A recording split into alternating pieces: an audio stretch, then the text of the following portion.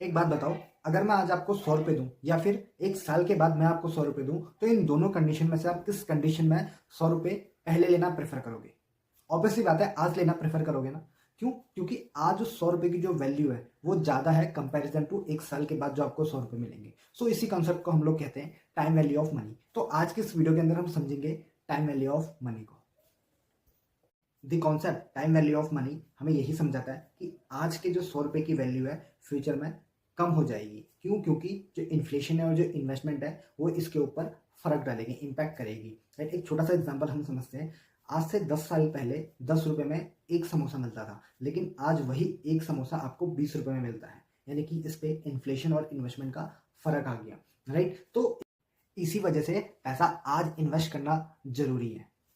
एक की लेसन हमें यहाँ से सीखने को मिलता है कि अगर आप पैसे को सेव करोगे, बचाओगे, तो वो घटेगा, लेकिन अगर आप पैसे को इन्वेस्ट करोगे तो वो बढ़ेगा। अब हम बात करेंगे कंपाउंड इंटरेस्ट की। एक रूल हमेशा याद रखना, compound interest is a magic, is a miracle. Right, बहुत सारे लोग ये बोलते हैं कि ये एक आठवां अजूबा है ना। तो इसके ऊपर आज हम बात करेंगे।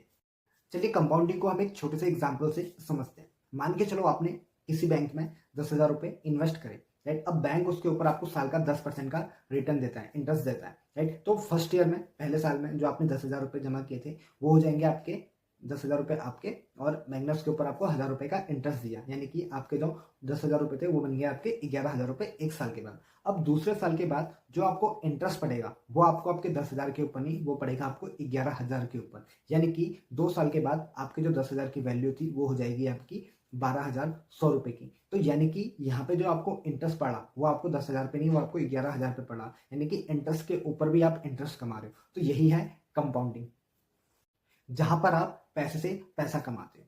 रूल 72 क्या बोलता है? अगर आपको ये पता लगाना है कि जो आपका इन्वेस्टेड अमाउंट है वो कितने साल के बाद डबल हो जाएगा, तो उसका एक सिंपल सी इसकी कैलकुलेशन है।